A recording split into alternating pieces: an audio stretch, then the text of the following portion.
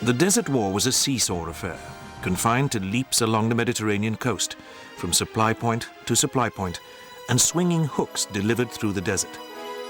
Rommel's first offensive had carried the Afrika Korps across the western border of Egypt and brought the port of Tobruk, held by the Australians, under siege.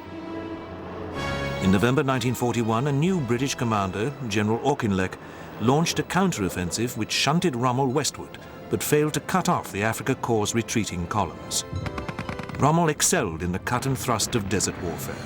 He was unconventional in his handling of armor, often using his tanks as bait to lure the British armor into traps lined with his anti-tank guns.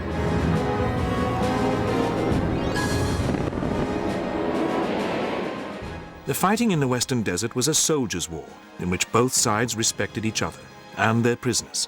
There were none of the atrocities which made the war in Eastern Europe especially terrible.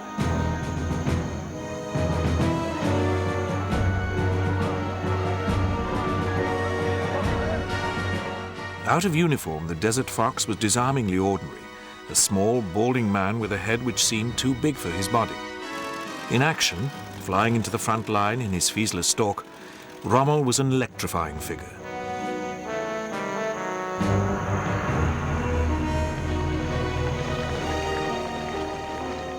He even forced Auchinleck to write, "I am not jealous of Rommel."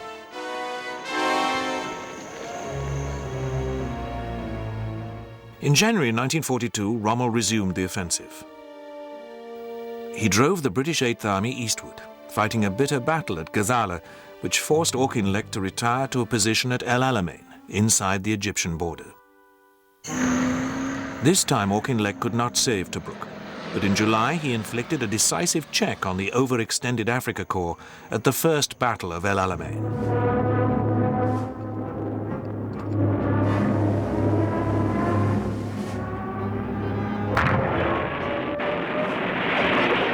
It saved Eighth Army, but did not save its commander. The British Prime Minister, Winston Churchill, decided to dismiss Auchinleck, later likening the business to shooting a noble stag.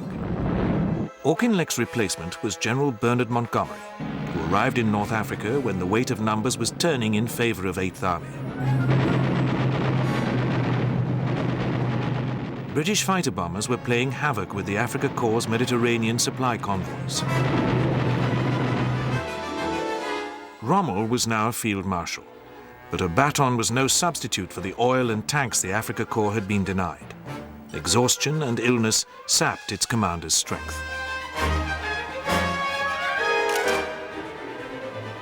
In contrast, Montgomery resisted Churchill's promptings to launch an all-out offensive until he was confident of a marked superiority in men and material. Like Rommel, he was haunted by the senseless waste he had witnessed in the First World War. Like Rommel, he was a husbander of men's lives, although Monty's methods were those of caution rather than daring unorthodoxy. Monty kept a portrait of his charismatic opponent in his caravan headquarters, the better to get to know the enemy. Rommel did not return the compliment.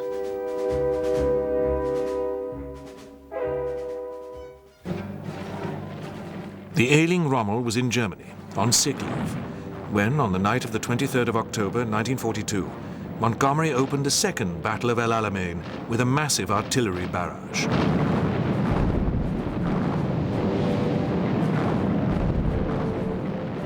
Rommel came hurrying back to North Africa, but could not stem the breakthrough made after a week-long infantry slogging match by Eighth Army's tanks.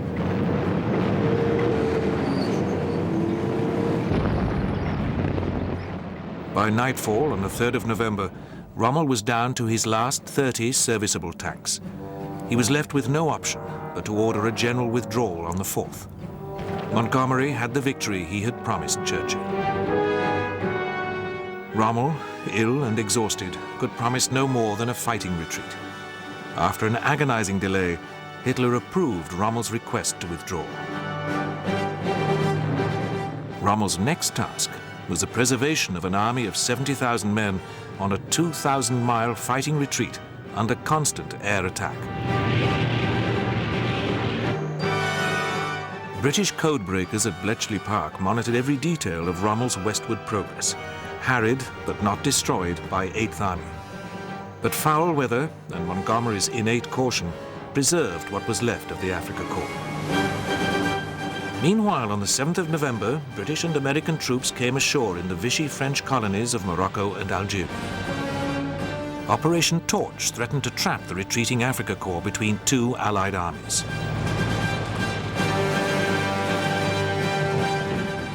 The Torch landing force had the men and machines, but as yet did not possess the fighting mettle of the Afrika Korps.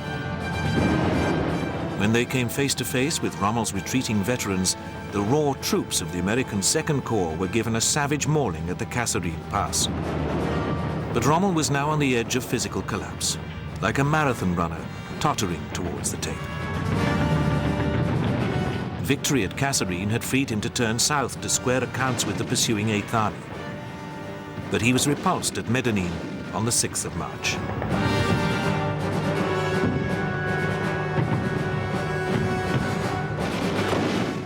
Montgomery wrote, "Rommel attacked me at dawn. It was very foolish of him. I have 500 6-pounder anti-tank guns. I have 400 tanks, and I have good infantry holding strong pivots and a great weight of artillery. The man must be mad."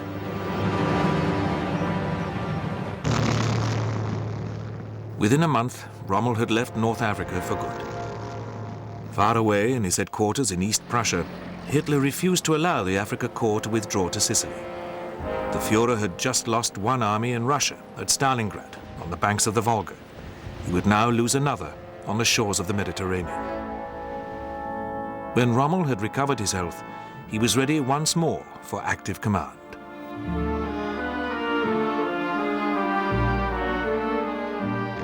In August 1943, he was appointed commander of German troops in northern Italy.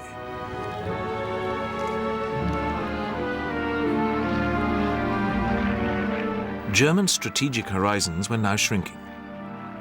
In 1942, at Hitler's headquarters in East Prussia, Rommel had discussed with the Führer Plan Orient, the seizure of the rich oil fields of the Middle East. Now the European perimeter of the Third Reich was under threat. Hitler's sweeping geopolitical daydreams had been blown away to be replaced by the grimmer concept of Fortress Europe. Rommel was now to be the architect of concrete barriers rather than sweeping battle plans. At the end of 1943, Rommel was appointed commander of Army Group B in northern France, under the Commander-in-Chief West, Field Marshal Gerd von Rundstedt. At the top of Rommel's agenda was the strengthening of the so-called Atlantic Wall, the Third Reich's western perimeter defense, which propaganda claimed stretched some 1,700 miles from the North Cape to the Spanish frontier. But in reality, only the most sensitive sectors were fortified. Within weeks of his arrival, Rommel had increased the rate of mine-laying from 40,000 a month to over 1 million.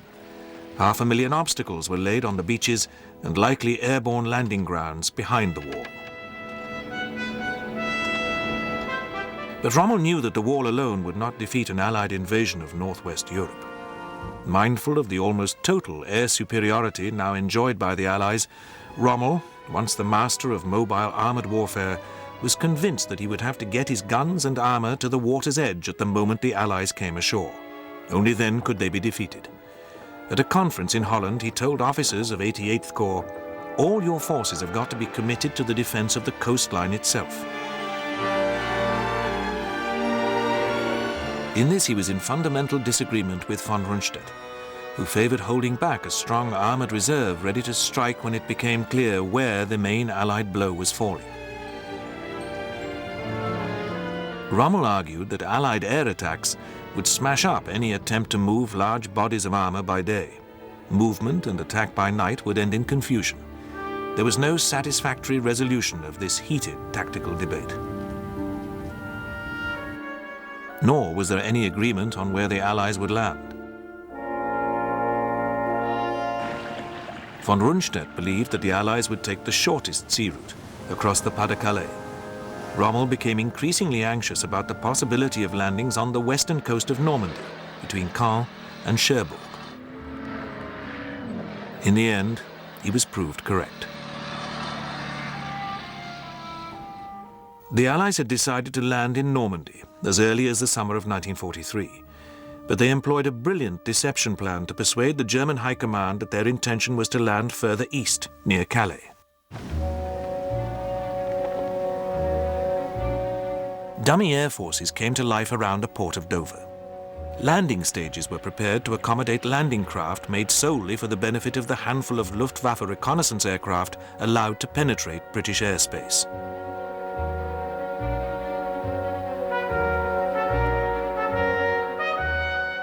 Phantom radio traffic from a handful of mobile transmitters created an American First Army Group in southeast England, poised to breach the Atlantic Wall in the Pas-de-Calais, the invasion route favored by the German High Command. Its highly visible commander, General Patton, was real enough, but his destination, weeks after D-Day, was to be Normandy. The Germans swallowed the bait. Meanwhile, on the other side of the hill, another top-secret operation was underway, a plot to assassinate Adolf Hitler. The war had seen several attempts to kill Hitler, not all of them genuine. In November 1939, a bomb exploded 20 minutes after he had left his annual reunion with old Nazi comrades in Munich. It had been planted by the Gestapo, with the aim of increasing the Führer's popularity. The beer hall farrago and the propaganda funeral of those killed in the blast did not deter the genuine military and civilian plotters. Among them were two staff officers in the German army, Major General Baron Henning von Tresckow and Captain Fabian von Schlabrendorf.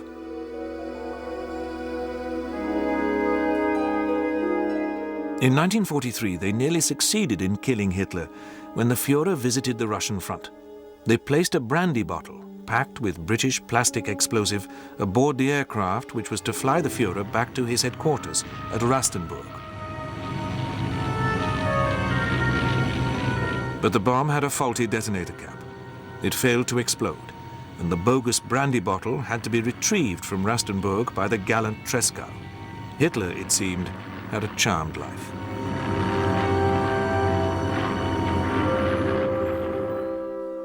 The circle of conspirators in the German High Command grew wider. By the spring of 1944, it had drawn in General Karl Heinrich von Stulpnagel, the military governor of occupied France. In Berlin, the main conspirator was General Ludwig Beck, who had been the German Army's chief of staff in the 30s. The military and civilian conspirators against Hitler comprised a number of groups with different aims, but they could all see that the war was lost. They were convinced that the destruction of Germany and its subjugation to the Soviet Union could be prevented only by a speedy surrender to the British and Americans. To achieve this, Hitler would have to be killed. Rommel remained loyal to Hitler, to whom he had easier access than most, but he was also a realist. As the prospect of the Allied invasion approached, Rommel was torn between patriotism and his duty as a professional soldier. He knew that Germany would be crushed between the Soviet Union and the United States. Rommel's feelings about Hitler had originally been straightforward. Rommel, the uncomplicated soldier, was grateful to his Führer for rescuing and then restoring the fortunes of Germany. As he proudly put it in 1939, soldiers are worth something again.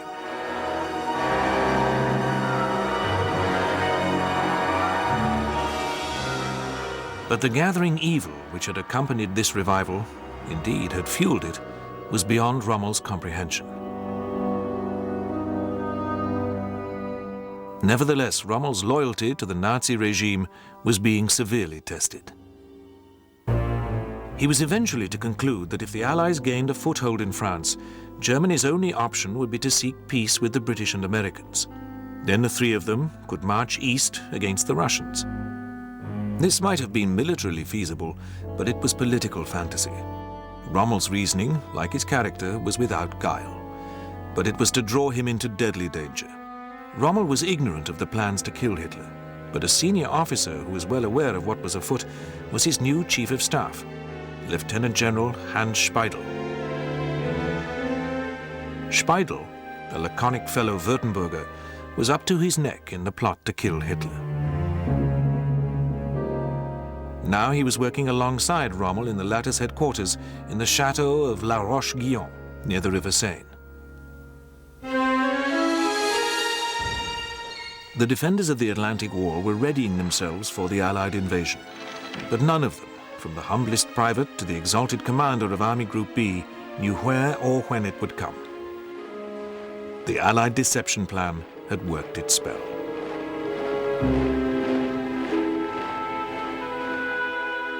For Rommel, however, there was a domestic matter to attend to. His wife Lucy's 50th birthday was on the 6th of June. On the 4th of June, Rommel left La Roche-Guyon for Herlingen. Speidel remained in charge of Rommel's headquarters. On the other side of the Channel, the countdown to D-Day had begun. In the small hours of the 6th of June, American paratroops landed in Normandy on the western flank of the Allied beachhead. Off the Normandy coast lay the Allied invasion armada.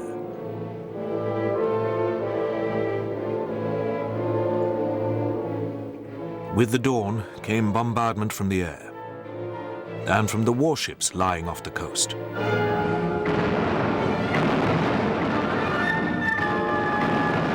The invasion of northwest Europe had begun, and in the sector which Rommel had anticipated. By the end of the day, 60,000 American and 75,000 British and Canadian troops were ashore. The panzers with which Rommel had planned to smash the invasion on its beachheads were held back. Rommel's headquarters at La Roche-Guyon was infected with a peculiar calm. As the evidence of the invasion mounted, Speidel remained inactive. He even returned to bed. He did not ring Rommel at Herlingen until 10 on the morning of the 6th of June. There were 3 panzer divisions within striking distance of the invasion beaches. Speidel declined to move them. Was he looking over his shoulder at the Pas-de-Calais, convinced that the main blow was yet to fall? Or was his sluggish reaction to the crisis a deliberate attempt to ensure Allied success?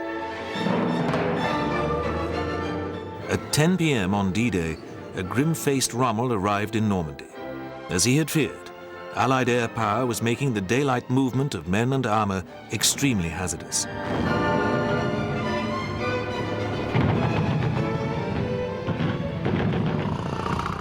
Displaying all his old energy, Rommel now threw himself into the battle which was raging in the sunken lanes and hedgerows of the Normandy bocage.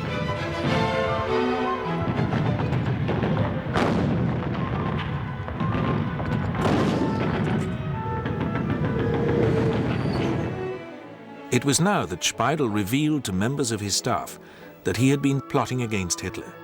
The conspiracy was seeping out into the open. While the German armor was grouped and regrouped, unable to land a heavy punch as the Allies pushed inland, Speidel engineered a meeting between Rommel and one of his fellow conspirators, Lieutenant Colonel Caesar von Hoffacker, von Stulpnagel's adjutant in Paris. Allied bombers and the efforts of the French resistance were disrupting the German buildup in Normandy. On the 11th of June, Speidel called on von Rundstedt's chief of staff, General Blumentritt, telling him for the first time about the opposition to Hitler, but not about the plans to assassinate him. While Speidel talked to Blumentritt, Rommel was conferring with von Rundstedt. The result was that the CNC West sent a gloomy signal to the Führer, informing him that if he could not establish a stable front line in Normandy,